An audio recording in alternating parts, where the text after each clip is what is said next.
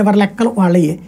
మహాయుతి మేమే గెలుస్తామంటోంది, మహా వికాస్ అఘాడీ మేమే గెలుస్తామంటుంది. కాకపోతే లెక్కలు చూసుకున్నప్పుడు ఇందులో మహాయుతిలో బీజేపీ అత్యధికంగా పోటీ చేస్తుంది 149 స్థానాలు, శివసేన షిండే వర్గం 81 స్థానాల్లో పోటీ చేస్తుంది, ఎన్సీపీ అజిత్ పవార్ వర్గం 59 స్థానాల్లో పోటీ చేస్తుంది. ఇందులో ఇది బలం బీజేపీకి. అదే సమయంలో బలహీనత ఏంటంటే శివసేన 81 స్థానాల్లో బలంగా ఉందా షిండే వర్గం అంటే 30-40కి మించి లేదన్నటువంటి వాదన ఉంది. అలాగే మరొక వైపును చూసుకుంటే అక్కడే ఎన్సీపీ ఇది ఇతని పేరేంటి అజిత్ పవార్ వర్గానికి కూడా 20-30 చోట్లకు మించి సీన్ లేదు. ఈ 50 కనుక బీజేపీ తీసుకుని టోటల్గా 200 స్థానాల్లో పోటీ చేస్తే గ్యారంటీ 115 దాకా బీజేపీ ఈ మిత్రపక్షాలతో కలిపేసేస్తే ఇంకో 25-30 వేసేసుకుంటే గెలిచేస్తారు. కానీ ఇప్పుడు చేయడం వల్ల నష్టం అన్నటువంటి ఓ పక్కన బీజేపీలో ఉంది, ఇంకో పక్కన ఈ కలయిక వల్ల విజయం ఖాయం అన్నటువంటి నమ్మకం ఉంది.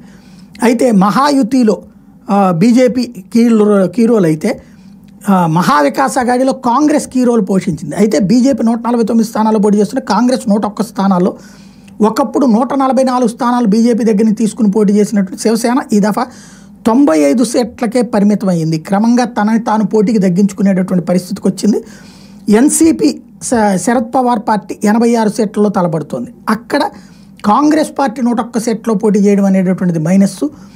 ఉద్ధవ్ థాకరే వాళ్ళకి అంతమంది సరైనటువంటి వాళ్ళు లేరన్నది. ఎన్సీపీ శరద్ పవార్కి మాత్రం బలమైనటువంటి అభ్యర్థులు దొరకలేదు ఈ దఫా అన్నటువంటిది. అయితే ఇందులో వాస్తవం ఎంతనో తెలియదు.